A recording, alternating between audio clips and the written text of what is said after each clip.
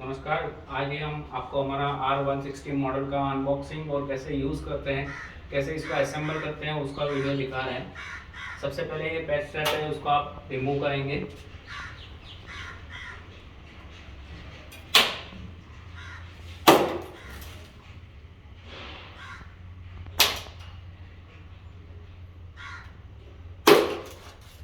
इसको रिमूव करने के बाद आप इसको जो नीचे से है उसको आप बॉक्स अनबॉक्स करेंगे।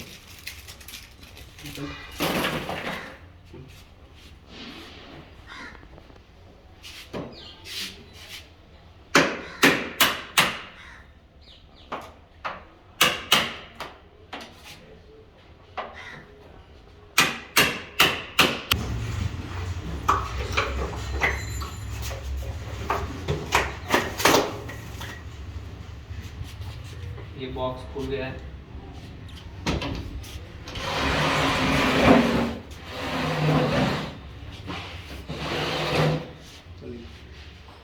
को हम इसी के ऊपर पैलेट को इस्तेमाल करेंगे ताकि आपको प्लेटफॉर्म अच्छा मिले, या इसको अनबोल्ड करके भी आप इसको इस्तेमाल कर सकते हैं। आप इसको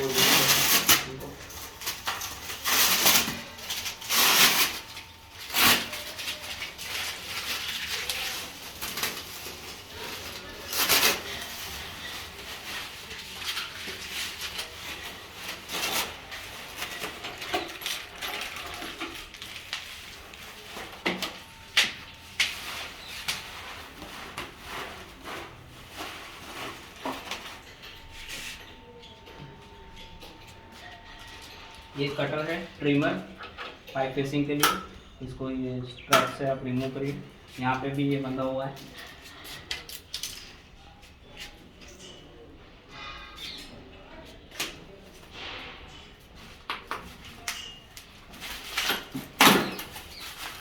ये कटर है, इसको अनकट करेंगे हम। इससे पहले इसका स्टैंड हम लोग अनपैक कर देते हैं ताकि उसको इसमें रख सकते हैं।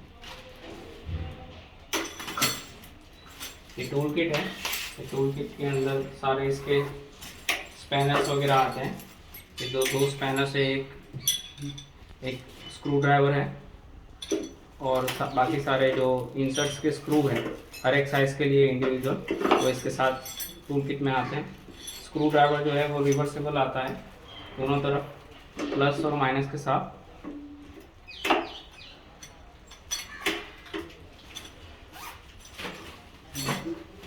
ये कटर एडिटर रखने का स्टैंड है जो हम असेंबल करेंगे अभी, जो बहुत ही इजी है। इसका स्पैनर भी टूल किट के अंदर साथ में आता है।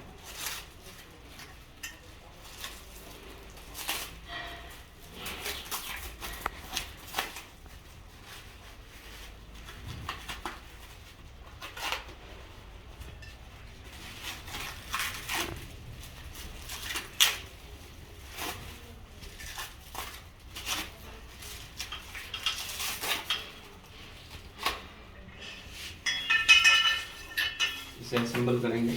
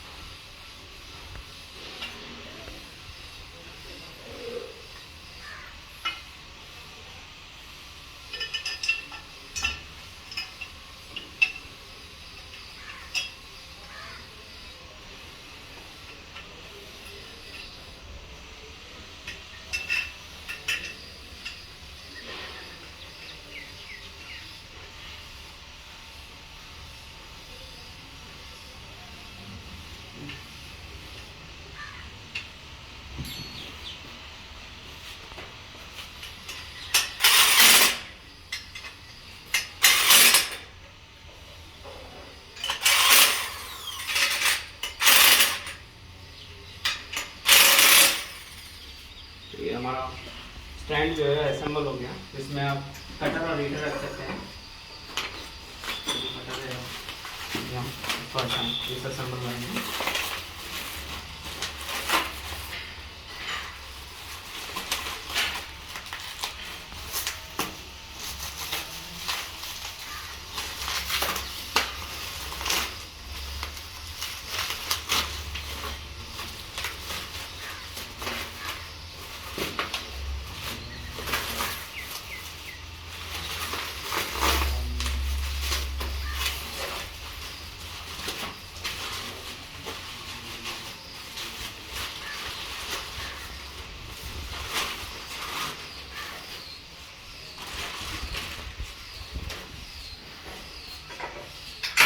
कटर आ गया इसके अंदर, पैकिंग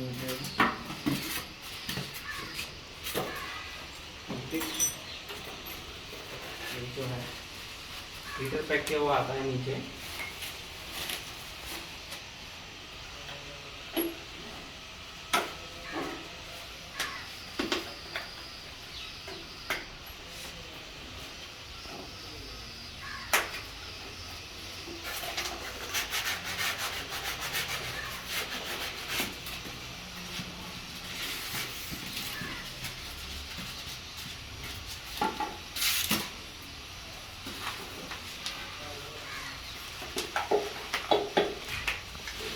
ये हमारा हीटर जो थर्मोस्टेट कंट्रोल के साथ आता है।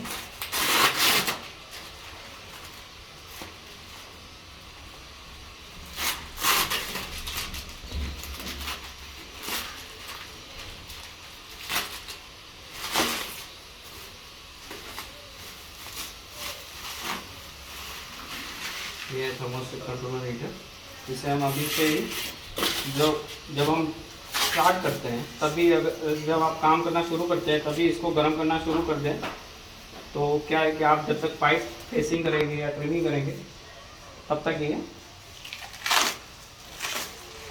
गर्म होकर रेडी होता है आपको वेल्डिंग प्रोसेस के लिए। ये हीटर जो है हमने खोल दिया है। अभी हम इसको अभी से ही गर्म करना रख देते हैं स्टैंड के अंदर। स्टैंड के अंदर हमने रख दिया है और हम इसको यहाँ से स्विच ऑन करेंगे और जो हमें टेम्परेचर चाहिए 200 डिग्री, तो ये इस एरो को हम 200 तक इसको रखेंगे। जब ये टेम्परेचर आ जाएगा तो ये एलईडी इंडिकेशन बंद हो जाएगा और उसको जब वापस अगर टेम्परेचर डाउन होता है तो वो अपने आप ही टेम्परेचर मेंटेन करता है।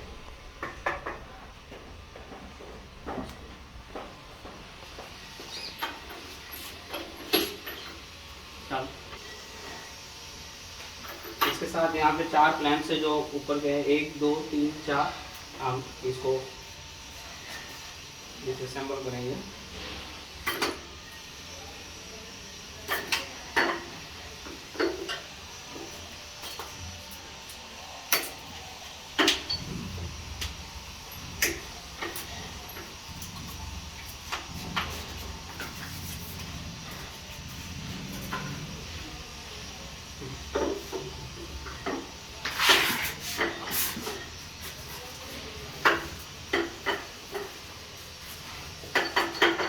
अभी हम 160 का पाइप फिटिंग करने वाले हैं, तो हमें ये सारे इंसर्ट्स जो हैं ये क्लैंप के अंदर जो लगे हुए हैं इसमें आते हैं 50 mm, 63 mm, 75, 90, 110, 110 mm, 125, 140 और ये जो ब्लू कलर का मेन क्लैंप्स होते हैं वो 160 की पाइप को क्लैंपिंग करेंगे।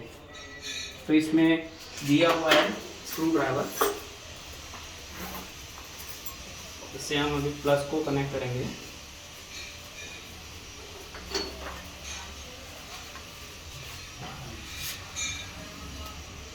बहुत ही इजी है।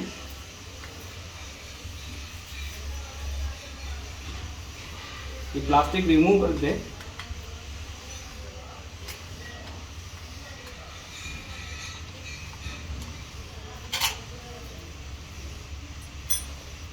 इन इंसर्ट को रिमूव करने के लिए हमें ये माइनस की तरफ का इस्तेमाल करना है।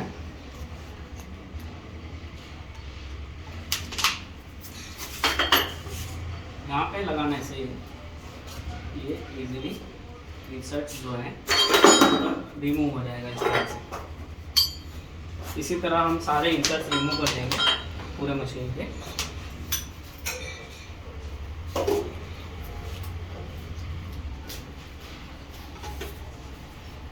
इंसर्ट्स यहाँ पे निकाल दिए हैं।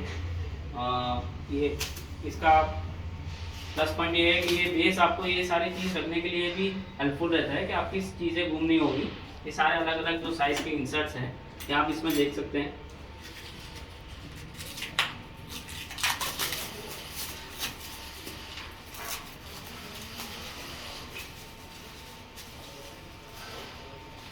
देखिए ये 50, ये 63 का है, 75, 90, 110, 110, 110, 125,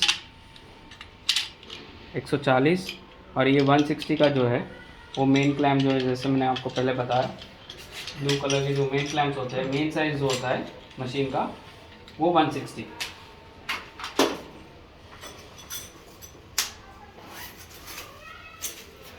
ये टूल किट में 22 mm का जो स्पैनर है उसी से आप हैंडल को लूज करके उल्टी तरफ घुमा के मशीन ऑपरेट करना स्टार्ट कर सकते हैं। सिर्फ घुमा के उसको उल्टी तरफ लगा देना है। ये ट्रांसपोर्टेशन की वजह से इसको इस तरह से पैकिंग किया जाता है और ये जब मूवमेंट फ्री में रहे तब ये स्पैनर को यहाँ से टाइट कर दें ताकि आपका ये हैंडल फिक्स हो जाएगा। अभी हम हीटर गर्म जो करने रख दिया है तो ये इसका टेम्परेचर आ चुका है। अभी हम पाइप को इसमें फिट करेंगे और फेसिंग का प्रोसेस शुरू करेंगे। आइए अब हम पाइप क्लैम्प करते हैं।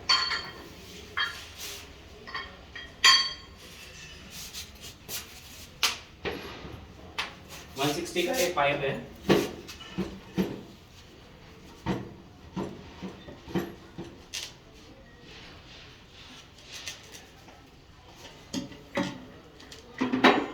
क्लैंपिंग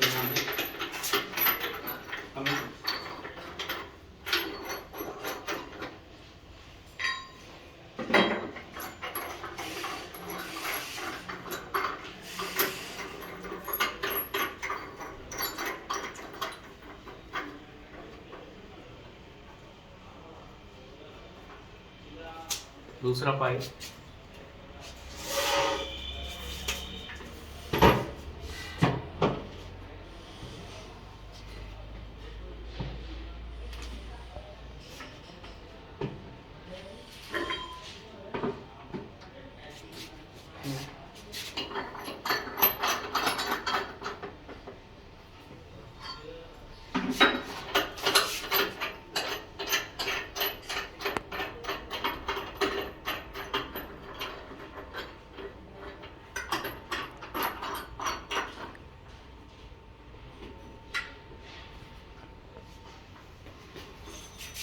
इसमें जो स्पैनर दिया हुआ है उससे आप पाइप को टाइट कर सकते हैं।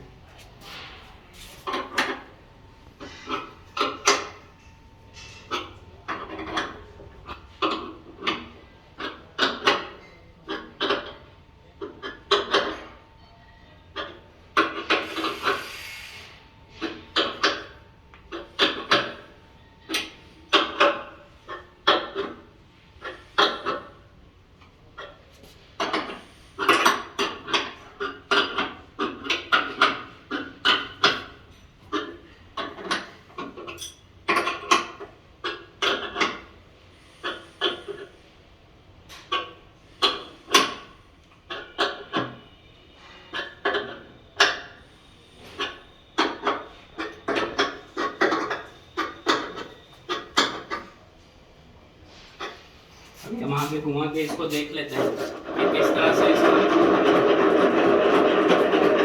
अलाइनमेंट और पाइप फिक्सिंग जरूरी है। ये देखिए, ये यहाँ पे आप गैप देख सकते हैं। ये गैप है, मतलब ये पाइप अलाइन नहीं है, इसको आपको पाइप फेसिंग करना पड़ेगा। दो बार से कटर से ये कटर जो है ये हम उठा के मशीन में डालेंगे।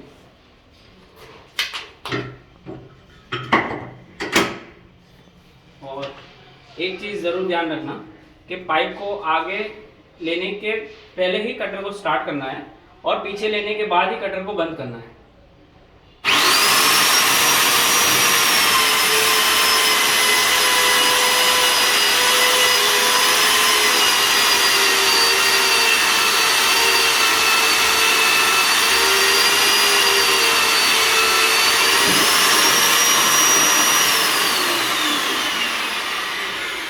हमें पता कैसे चलेगा कि ये कटर कटिंग हो चुका है प्रॉपर, जब ऐसे दोनों सिरे से ये कंटिन्यूस अगर पाइप ये स्ट्रिप्स निकलती है, टुकड़े ऐसे टुकड़े नहीं निकलने चाहिए किसी भी तरफ से, दोनों तरफ से ऐसे कंटिन्यूस स्ट्रिप निकलना चाहिए। इसका मतलब समझ लीजिए कि ये कटिंग हो चुका है।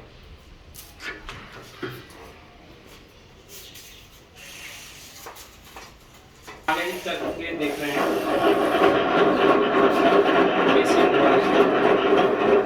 ये देखिए पाइप जो है आपका छू चुका है पूरा का पूरा, ये सरफेस भी एकदम कंप्लीट है।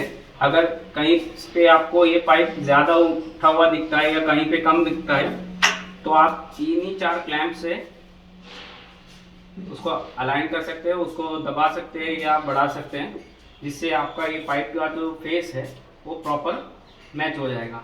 दूसरे कई मशीन्स में ऐसा आता है कि एक ही तरफ ये बोल्ट्स आते हैं, दूसरी तरफ ऐसे मूवमेंट वाली सिस्टम आती है, उसमें आप पाइप को अलाइन नहीं कर पाते हैं, जबकि इसमें चारों तरफ से आप पाइप को अलाइन कर सकेंगे। अभी हम इधर रखेंगे, हमारा हीटर का टेम्परेचर आ चुका है, एलईडी इंडिकेशन बंद हो चुका है, तब इसको हम अंदर रखेंगे।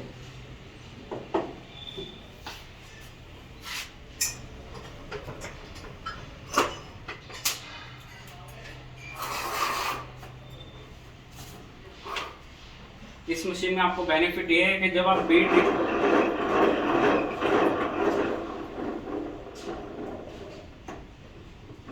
ये आपने जो प्रेशर बना के रखा है इस मशीन पे, आपको इस मशीन को पकड़ के रखने की ज़रूरत नहीं है, हैंडल को, ये बीट अपने आप बनती जाएगी। जितना टाइम आपको रखना है उतना टाइम ये बीट बनता जाएगा, उसी प्रेशर पे बनता जाएगा, मशीन पीछे नहीं जाएगा। जो दूसरे सारे मशीन्स होते हैं जो हैंड से ऑपरेट होते हैं या फिर वो दूसरी जैक सिस्टम से होते हैं, उसमें ये प्रेशर होल्डिंग सिस्टम नहीं आता है, जबकि इस मशीन में आपको प्रेशर होल्डिंग सिस्टम है जो आपको प्रेशर बना के जाता है। आप जितना चाहे उतना आप उसको इंक्रीज कर सकते हैं और वो उसी पे वो मेंटेन करेगा, ना ही पाइप को पीछे आने देगा या रिवर्स बैक प्रेशर नहीं लेता है।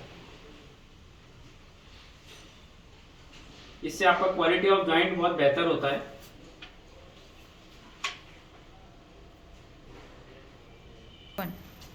ये देखिए यहाँ पे बीड फॉर्म होना शुरू हो चुका है, आपको देख सकते हैं दोनों तरफ जो है वो बीड फॉर्म स्टार्ट हो गया है। थोड़ी देर में हम लोग हीटर रिमूव करके इसको हम वेल्डिंग कर देंगे। देखिए ये जो बीड फॉर्म होता है वो यूनिफॉर्म होता है इस मशीन में, क्योंकि जो प्रेशर है वो कंटिन्यूस एक ही तरह का बना रह रहा है। जबकि मैन्युअली अगर है कोई भी मशीन दूसरे, उसमें आपको हर बार आपको ये रखना पड़ता है, आप हिलते हैं तो भी ये प्रेशर में वेरी हो जाएगा। इस मशीन में वो चीज़ पॉसिबल नहीं है।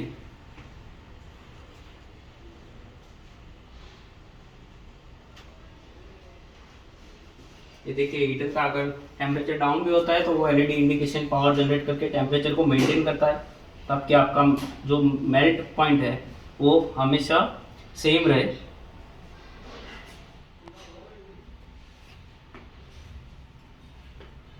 और ये मेड इन इंडिया प्रोडक्ट है तो आपको हर एक पार्ट्स आपको इजीली अवेलेबल है।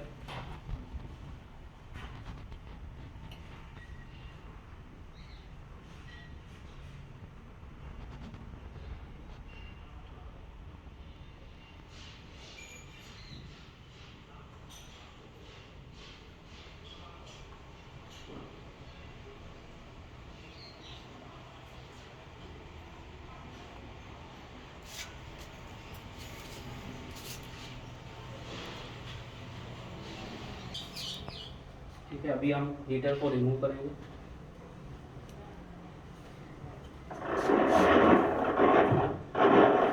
और अभी हम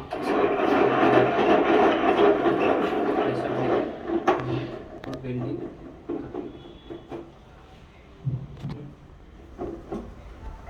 देखिए इस प्रोसेस में, पूरे प्रोसेस में आप देख सकते हैं कि प्रेशर मैंने छोड़ दिया है। कि मशीन खुद ब खुद ये प्रेशर बना के रखती है ताकि आपका जॉइंट उसी प्रेशर पे बना रहे, आपको पकड़ के रखने की ज़रूरत नहीं है इसमें। और जब अगर आपको प्रेशर बढ़ाना है तो आप बढ़ा भी सकते हैं इसी प्रोसेस में। कूलिंग टाइम के दौरान भी आपको किसी तरह का इसमें कोई हैंडल से प्रेशर बना के रखने की ज़रूरत नहीं है। और आप अनक्लैम्प तभी करें जब उसका कूलिंग टाइम ख़त्म हो चुका है।